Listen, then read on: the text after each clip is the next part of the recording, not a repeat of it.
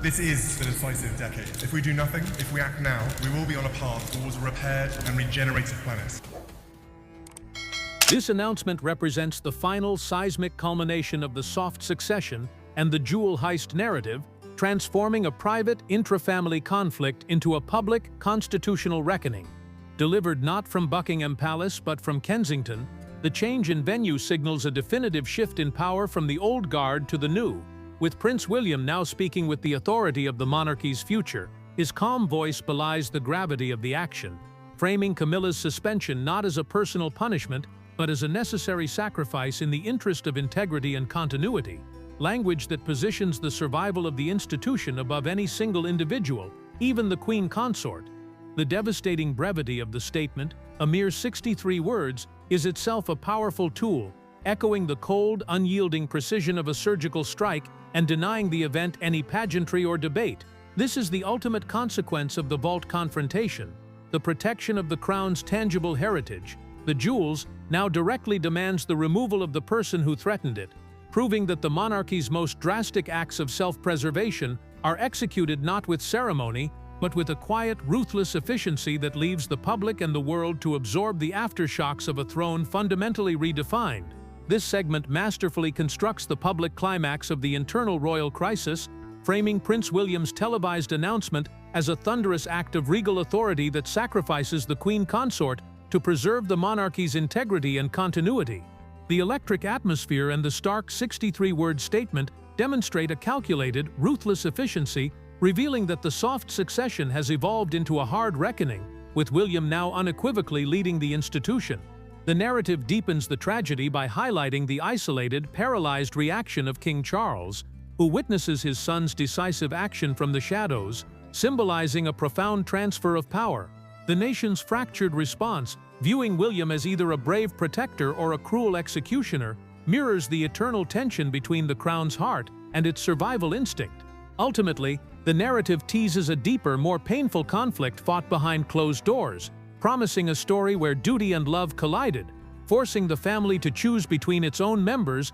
and the cold, enduring demands of the institution they serve, leaving the audience to ponder the ultimate cost of saving the monarchy from itself. This clandestine meeting at Clarence House serves as the explosive private catalyst for the public suspension that followed, revealing that the monarchy's rupture was not a sudden decree, but the culmination of a deeply personal collision between individual legacy and institutional survival. The confrontation is framed by the devastating introduction of the Windsor Transition Brief, a document that symbolizes the cold, strategic machinery of the institution championed by William and Anne, mobilizing to isolate Camilla under the clinical banner of stability. Camilla's perception of this not as safeguarding, but as a targeted erasure of everything she's built, exposes the raw nerve at the heart of the conflict, the irreconcilable difference between her hard-won personal position within the family and the crown's impersonal, eternal need for self-preservation. King Charles's hesitation in this moment is critical, portraying him as the tragic, weakened monarch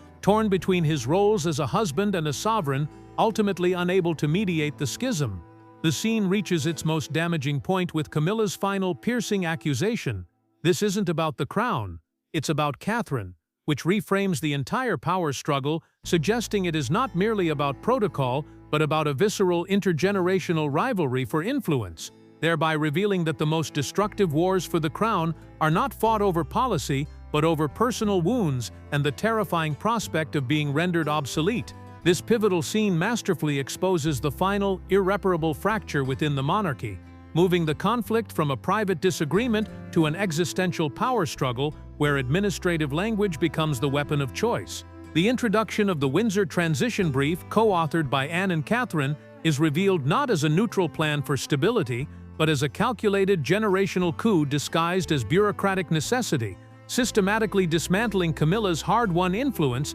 and justifying it under the cold, logical banner of strategic consolidation. Camilla's explosive accusation that Catherine is positioning herself as a saintly savior while orchestrating her exile transforms the dispute from a matter of duty into a deeply personal and visceral battle for legacy and relevance, revealing that the most dangerous threats to the crown originate from its own inner sanctum. The critical turning point is King Charles's paralyzed silence. His inability to act in the face of this schism creates a power vacuum that William is forced to fill, demonstrating that in the House of Windsor, hesitation is not neutrality, but a passive endorsement of the stronger will. Thus, the narrative concludes that the monarchy's future was ultimately decided not by a king's decree, but by a prince's resolve to prioritize the institution's survival over family harmony, cementing that the crown's evolution is often a brutal, unsentimental process of succession, where the old guard is not just succeeded, but strategically and irrevocably replaced. This segment masterfully dramatizes the final, inevitable confrontation between the monarchy's old guard and its new, framing the crisis as a necessary but painful evolution, where the institution's survival must be prioritized over personal loyalties. The narrative crystallizes the conflict around the Windsor transition brief, which serves as a bureaucratic and strategic weapon, allowing William and Catherine to frame their actions not as a personal attack, but as a compassionate, necessary intervention to steady a monarchy collapsing under chaos and secrecy. Camilla's perspective is portrayed with tragic depth, as she interprets this not as a strategic consolidation, but as a systematic erasure of her hard-won legacy, a sentiment fiercely echoed by her son Tom, who frames it as a battle for her very place in history. The critical tension is heightened by the external pressure of the media, with tabloid headlines and buzzing news shows turning the internal dispute into a public spectacle, forcing the hand of the monarchy. Ultimately, the narrative underscores a brutal truth of modern royalty. The institution's continuity demands a cold, strategic calculus, where resolving internal division often requires the sacrificial sidelining of a key figure, and where protecting the institution is the only justification that can override the deep personal wounds inflicted in the process. This concluding segment masterfully reveals that the true battle for the monarchy's soul was fought not in public proclamations, but in the meticulous, painful choreography of language and perception behind palace walls. The narrative crystallizes the central, agonizing conflict as a choice between loyalty versus integrity, where William and Catherine's team agonizes over every word, ultimately selecting step back as a calculated gesture of gentleness to mask the hard institutional necessity of removing Camilla. This internal deliberation is starkly contrasted with the external firestorm of public debate, where social media trends and pub conversations transform the crisis into a national moral referendum on whether the monarchy is cleansing itself or eating its own. The genius of the narrative lies in its demonstration that modern royal power is exercised through this dual front: the private, precise crafting of a narrative, and the public, often brutal, reception of it. By directly breaking the fourth wall to ask the audience where their loyalty lies between compassion and tradition, the story transcends its own fiction, forcing the reader to become a participant in the very debate it portrays. The final unspoken truth inside the palace is thus laid bare. The monarchy's survival is a perpetual, unsentimental balancing act, where protecting the institution's future often requires sacrificing the individuals of its present, and where every royal decision is ultimately judged by a global jury in real time. This poignant climax of the narrative masterfully shifts the conflict from a public crisis to a profound private reckoning between a father and a son, using the hallowed setting of Clarence House, a place steeped in the ancestral calm of royal history, as the stage for a decision that will define the monarchy's future. The scene is charged with the weight of silent legacies, as the portraits of past monarchs bear witness to a modern dilemma they never faced: a sovereign being gently but firmly superseded by his heir for the good of the institution. King Charles, surrounded by the scattered physical evidence of his own decline and the public fallout, embodies a weary dignity, representing the old guard's painful acceptance of its limitations. Prince William's arrival signifies the inexorable transfer of power, not through a coronation, but through a difficult conversation that pits unity against consequence. The narrative hinges on this intimate confrontation, suggesting that the true strength of the modern crown lies not in its public pageantry, but in its ability to navigate these painfully human transitions behind closed doors, where the future is secured not by decree, but by a son convincing his father that stepping aside is the ultimate and most difficult act of royal duty. This intimate climactic scene masterfully distills the entire royal crisis into a profound father-son confrontation, where the personal and the constitutional become inextricably linked. The setting is charged with symbolism. The muted television looping the day's events represents the inescapable public scrutiny, while the ticking clock literally measures the painful space between love and duty. The dialogue reveals the core philosophical conflict between two generations of leadership: King Charles, representing an older, more personal view of monarchy, interprets the action as ruling by fear of headlines, a cynical surrender to public opinion. Prince William, embodying the harsh pragmatism required for modern survival, argues from an institutional standpoint, asserting that the action is not about optics, but about credibility and protecting what the crown stands for from a lightning rod of controversy. William's firm declaration, "I had to," signals a definitive transfer of authority, showing that the power to safeguard the monarchy now rests with him. The king's weary silence and turn toward the London lights poignantly capture his realization of this transfer, a moment where a father accepts that his son is not merely challenging him, but is now acting as the primary guardian of the very institution he himself once led, cementing that the crown's future will be built on the difficult, seemingly ruthless consequences William is imposing, rather than on a unity that has become untenable. This climactic confrontation masterfully transcends a mere political power struggle, revealing itself as a raw, intergenerational clash over the very soul of the monarchy, where the definitions of compassion and duty are irrevocably split along generational lines. Charles appeals to a personal, loyalist compassion rooted in private sacrifices and familial debts, arguing that protecting Camilla is synonymous with protecting the man beneath the crown. William, however, champions a sterner, institutional compassion, one that requires painful truths and difficult exclusions for the greater good of the institution, even if it means sacrificing a loyal member. The dialogue's most devastating turn comes when William reframes their entire shared history, telling his father, "I saw it destroy you," which transforms the conflict from a debate about Camilla's role into a son's traumatic witness of his father's suffering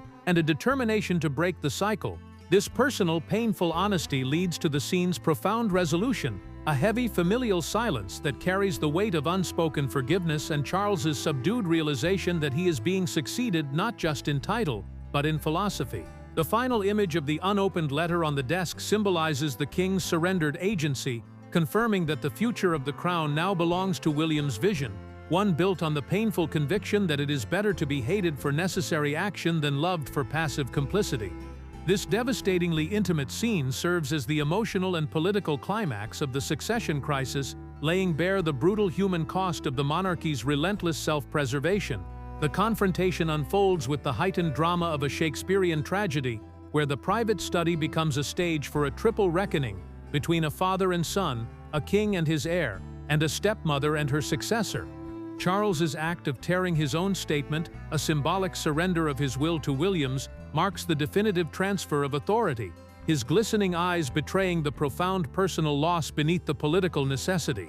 The entrance of Camilla, pale, composed, elevates the conflict to its peak, as she articulates the raw, personal truth William's bureaucratic language avoids, framing his actions not as a noble sacrifice for the monarchy, but as the culmination of a long-standing personal rivalry, the golden heir finally exiling the perennial outsider. Her refusal of Charles's comfort and her declaration, "You've just chosen your general," makes the familial schism absolute, reducing the king to a helpless spectator in the ruin of his own marriage and the ascendancy of his son. The door's hollow echo perfectly captures the scene's outcome, a victory for the institution that feels like a profound human defeat, leaving William frozen under the weight of a crown he has secured through an act that has shattered the very family it represents, and exposing the terrible truth that to save the monarchy, he must first destroy its king. This final public climax masterfully translates the private, shattering family confrontation into a moment of stark historical consequence,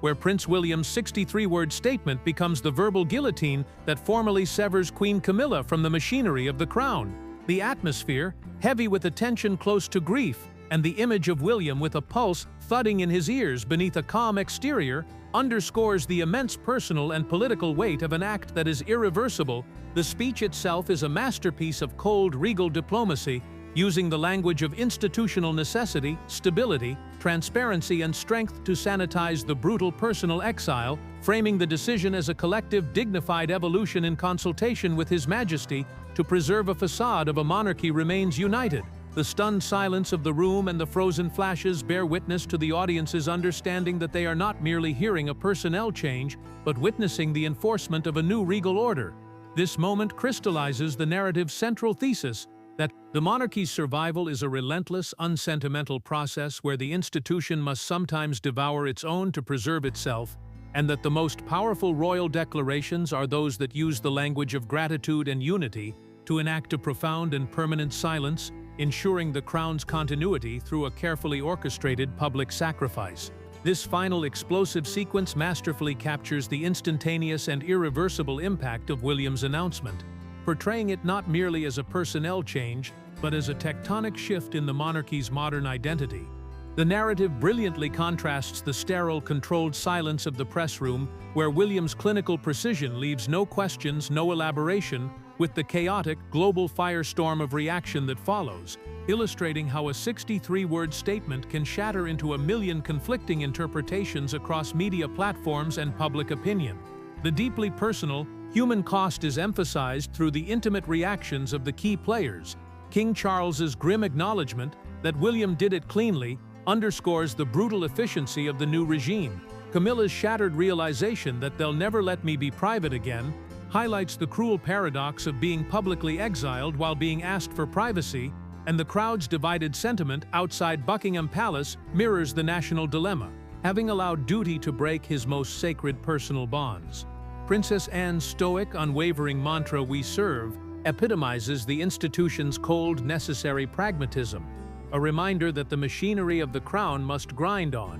indifferent to the human wreckage left in its wake. And though unmentioned in this final segment, the lingering presence of William's burden and Camilla's exile hangs heavily over the scene, confirming that the monarchy's resilience has been purchased through a deeply personal tragedy. The storm has passed, leaving the House of Windsor not defeated, but hardened and hollowed, its future secured at the terrible price of its own heart, a kingdom preserved yet forever diminished by the quiet, enduring cost of service. This concluding meditation masterfully transcends the specific royal drama to offer a universal elegy on the eternal conflict between institutional duty and human connection, framing the entire narrative not as a political scandal, but as a timeless tragedy of leadership. The image of William and Catherine at the Children's Hospital, their smiles gentle but subdued, serves as the perfect symbol for this new era, a monarchy that is cleaner and steadier on the surface, yet forever marked by the painful cost of its own preservation.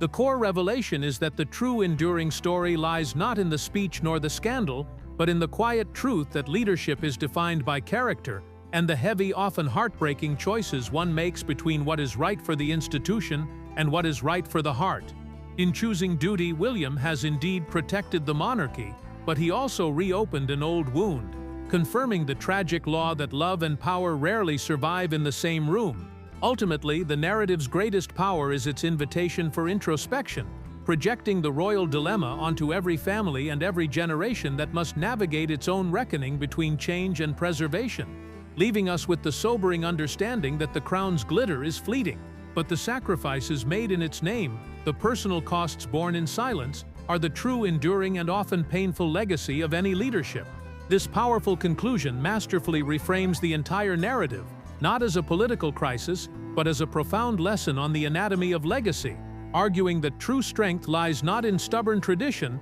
but in the courageous, often painful capacity to evolve. The narrator's final insight, that integrity often looks like heartbreak before it becomes history, perfectly captures the central paradox of the story. The actions that secure an institution's future are often the ones that tear its human heart apart. By transforming the royal family's turmoil into a universal mirror, the commentary challenges every viewer to reflect on their own battles between loyalty and progress, preservation and change. The direct call to action, asking where we are watching from and what we've learned, brilliantly shatters the fourth wall, making the audience complicit in the very history they've witnessed. And in its closing truth, it delivers the ultimate, timeless verdict. While power and position can be passed down, the respect and moral authority that define a truly enduring legacy, the grace, cannot be inherited. It must be painstakingly, and often painfully, earned through choices that sacrifice personal peace for public principle.